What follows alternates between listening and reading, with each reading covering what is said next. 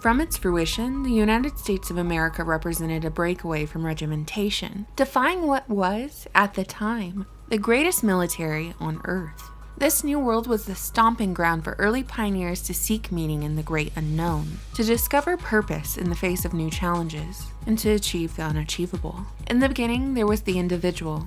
There were families. There were communities. And then, rather suddenly, the new world regressed into the ways of old, cycling backwards with the advent of compulsory schooling under a central government monopoly, conditioning warehoused children to grow into warehoused adults. Instead of a childhood spent wandering around the world's classroom, engaging in adventure, seeking mentorship, and discovering purpose, as children had done in centuries previous, children of the present are confined to an institution for 12 years of their lives, subjected to constant surveillance and evaluation under the guise of learning basic skills. Even though there is ample evidence to prove that reading, writing, and arithmetic take a couple hundred hours to transmit on an eager student, not a dozen years. So who benefits from public schooling? Who is orchestrating a system which rewards the obedient, but medicates and punishes those who deviate even in the slightest? Who is funding this hidden curriculum?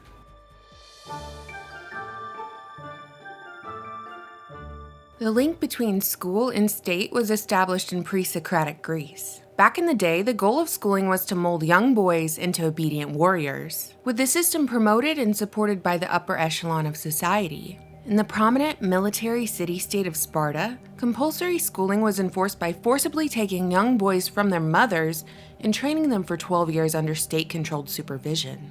Fast forward to the year 1717. When a national public school system was instituted in Europe by the Kingdom of Prussia, the power of that school system was harnessed after Prussia's defeat at the hands of Napoleon, with Prussia attributing their loss to disobedient soldiers. In order to compete with Great Britain and other imperial powers, Prussia sought to increase the state's hold on society. The result was that parents were fined if they failed to send their child to school. This method of compulsory public schooling served as a means of ensuring the state's position as guardian over the children during their key developmental years. Students were divided by age, like one would group products by date of manufacture, and these students moved through school like an assembly line, specific information being delivered at specific times, with the final product being a predictable and easy-to-control herd.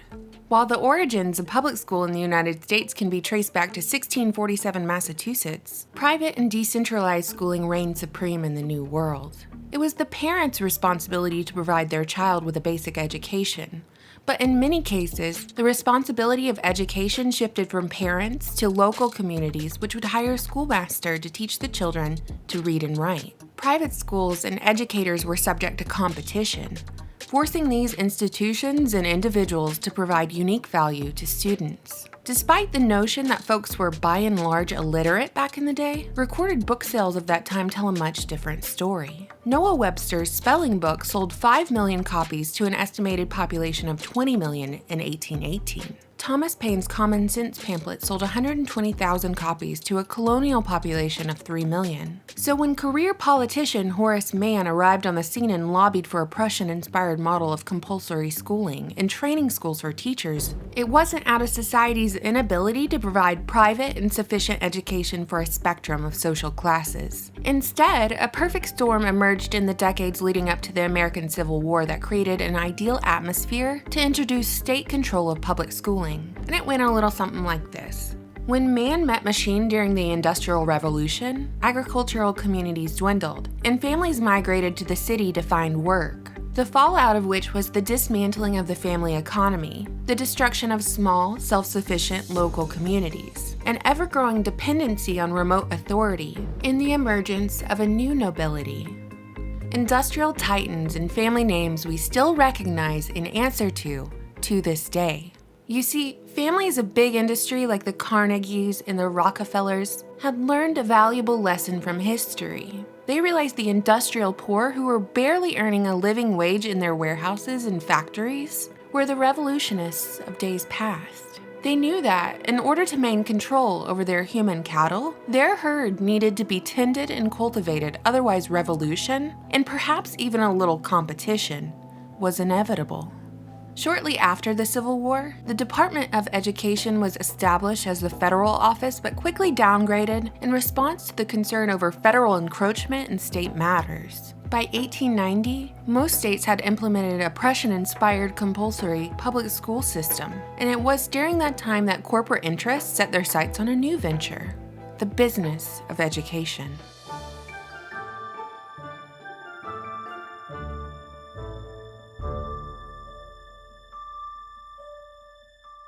Philanthropy is, by definition, the desire to promote the welfare of others, expressed especially by the generous donation of money to good causes. It should be stated that philanthropic institutions have undoubtedly done some good for someone out there, but if we study the patterns of history, an obvious truth emerges. Philanthropy is essential for establishing familial power. In the case of the Rockefellers, philanthropy has served as a vehicle to shape public reputation, and this favorable reputation has proved more powerful than any tool that could be purchased. The illusion of benevolence allows select families, not elected officials, sway over public affairs. Furthermore, money given away to foundations can be given away to produce profit for the family, whilst deducting those donations from their taxes. More money into the well-oiled machine of compulsory schooling, which pushes a curriculum of rewritten history, memorization of fake facts, and the lessening of the individual with the goal of cranking out predictable adults to serve as employees and consumers, which means a wealth of income for corporate families who invest in education. The founding brothers of the Rockefeller oil monopoly, whose father was called Devil Bill as he was a well-known con artist and snake oil salesman, funneled $129 million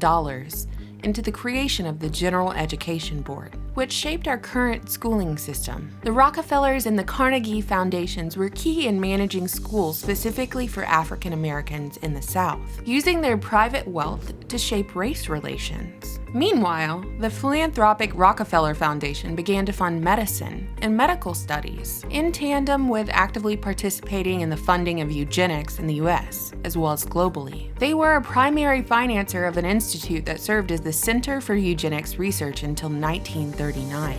As a side note, how many Rockefeller children do you reckon attended public school over the last century? How many of our presidents or vice presidents attended public school?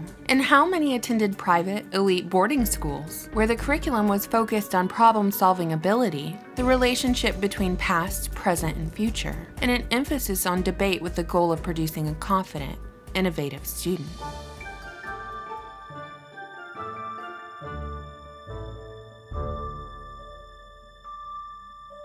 While the public school system was initially intended to be controlled by local governments within the states, as the years progressed, corporate advocates pushed for more consolidation and greater centralization of education. The full-on government takeover of taxpayer-funded education didn't all happen at once, of course.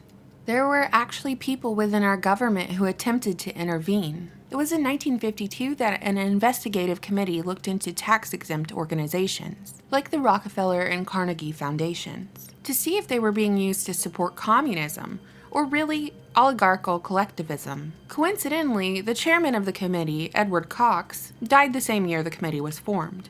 It should be noted that the committee itself disbanded prematurely and without action despite its findings, which revealed that foundations had been using their influence to rewrite American history found in public school textbooks. However, the corporations running these foundations with interlocking board members managed to dodge any repercussions of their subversive activities by claiming the committee was criticizing free thought.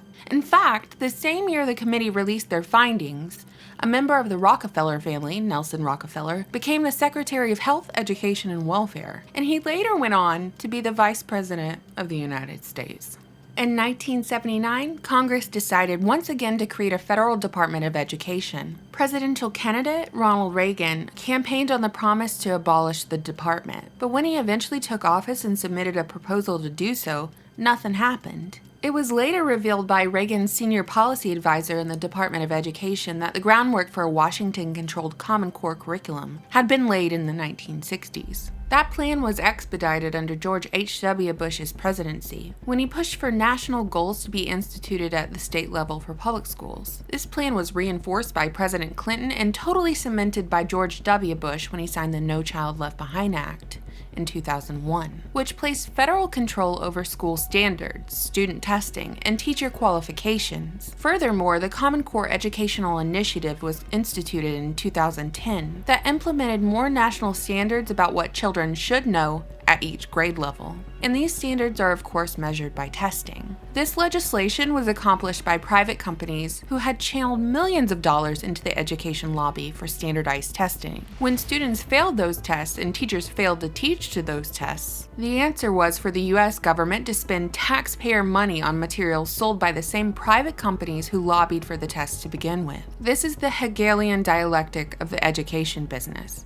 and it has been effective in solidifying corporate control over schooling, as well as churning out a bulk of the population who is alike, as they have been tested on the same material which was taught to them at the same time, in the same format, at the same juncture of all their lives. Over the last few decades, the Rockefeller, Ford, and Carnegie foundations have been joined by other corporate juggernauts in their domination of the student's mind. Though it should be noted that while a distinction between these foundations exists, they all have interlocking board members and incestuous connections. The Walton family of the Walmart empire, with its talents also in central banking, has invested over $1 billion in the education system, only surpassed by the Gates Foundation, headed by Bill and Melinda Gates of Microsoft, who, like the Rockefellers, not only deals in alleged eugenics programs disguised as medical research, but also directly funds Common Core, paying to develop the standards and the tests. Is the Gates Foundation doing this out of the goodness of their heart, or do they own a stake in the big data businesses to which the Department of Education directs the bulk of its outsourcing?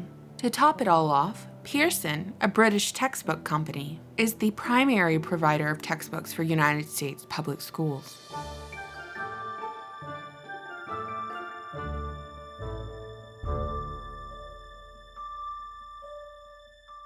So, to summarize, we have a British monopoly teaching American students about American history and other subjects. We have a public school system controlled by a government monopoly, which is financed and controlled by global corporate monopolies, all of which are tied to the central banking system.